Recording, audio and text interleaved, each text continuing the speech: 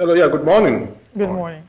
Great to have you join us. I apologize for the connection issues. But let's get your thoughts, first of all, on the situation in the Federal Capital Territory, how it has played out in the last 5 days, on today's day 6. Was there any part of it that was worrisome for you? Well, I think I'm having a problem with volume. I can't seem to hear you. All right, I'm going to take the question again. I'm asking about your views and your reaction to the protests in the Federal Capital Territory in the last 5 days. How did you analyze, or what's your analysis of the protest, and is there any part of it that was worrisome for you? Well, the reality is that we mustn't forget, we need to take into cognizance, why Nigerians decided to take to the streets. And when somebody tells you that they are hungry, I mean, those are very serious, issues. It's about, well-being, the material well-being of, the people. It's been difficult for everyone, both the rich and the poor, to be able to, provide for themselves, and their family. And, there is hunger, all over the land. And, people had given, Nigerians had given notice about their intent to, to go and protest. And I think about a month or thereabout before the protesters took to the streets on the 1st of August.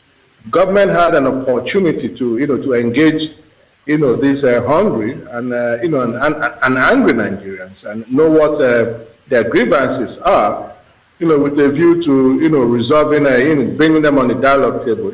They didn't do that, and they had to wait, until the deed had been done, and Nigerians had, had made good their threat, and lives had been lost, before they begin to they started talking about dialogue and all of that, which was totally unnecessary.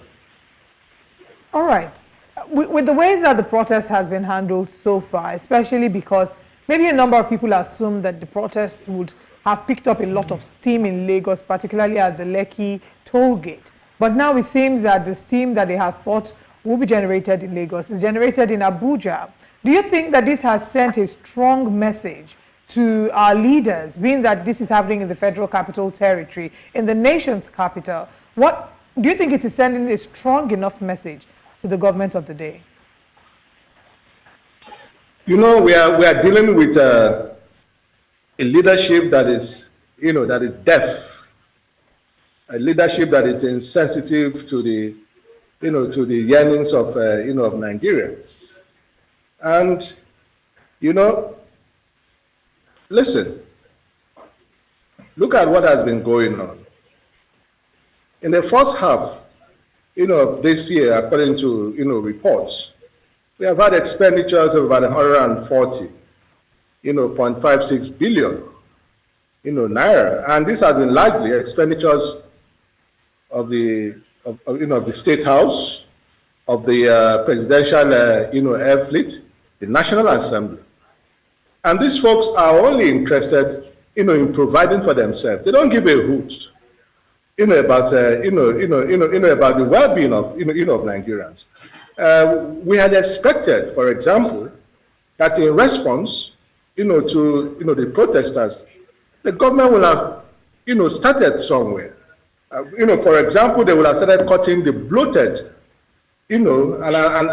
anomalous, expenditure that is, going around.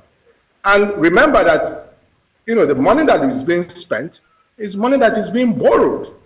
And so we are borrowing not for productivity, but for to just waste money, and that has been the bane of this of this economy. The productive aspect has not been dealt with. We did not hear, for example, about the issue of security, the all important security for farmers to enable them to go back to the to the farm. How do you expect that prices of food commodities will go down when farmers are unable to go to the farms because of the state of insecurity? That was not addressed. The issue of electoral reforms was not addressed. And what are they doing?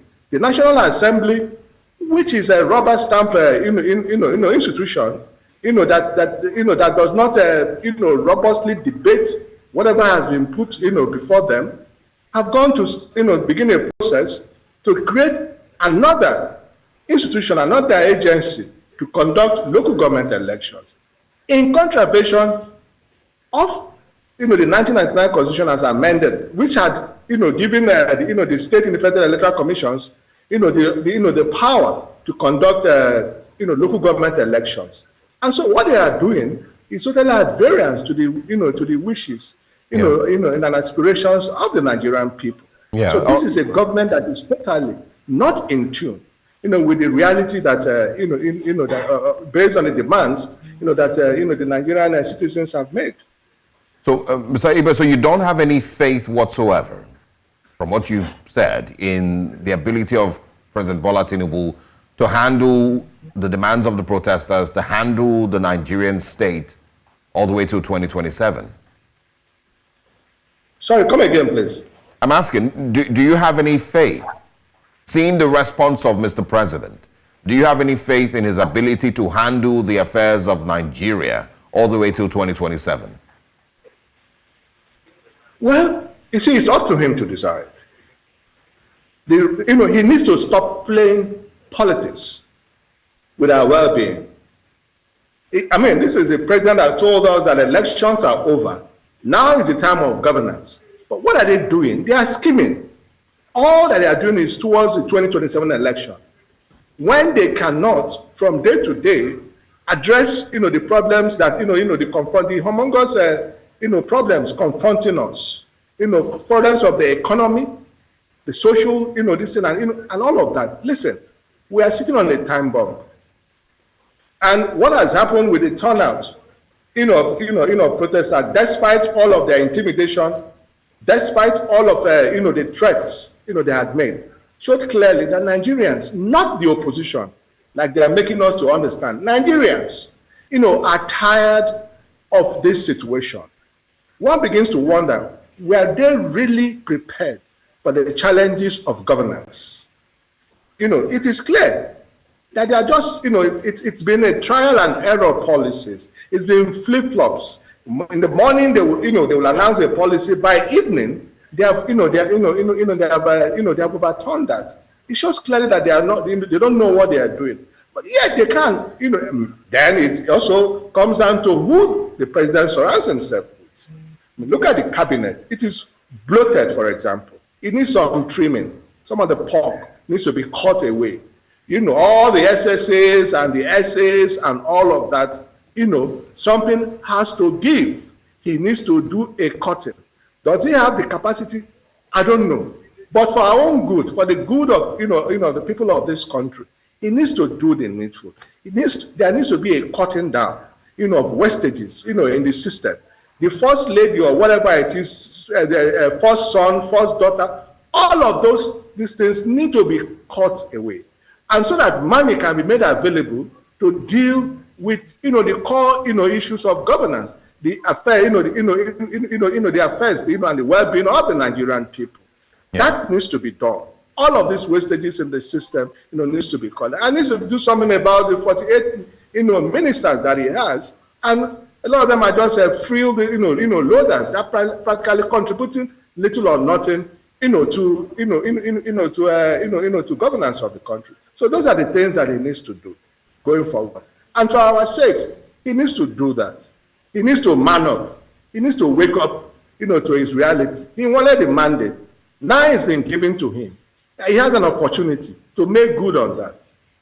Yeah. Well, only time will tell. Nigerians still have a few years to go to know if he will make good of that, like you said. Thank you very much, spokesperson, Atiku Media Office, Paul Ibe. Thank you for joining us. We'd like to, of course, have you again in the near future. We'll see how things turn out in the next couple of weeks or months. Thanks for your time once again.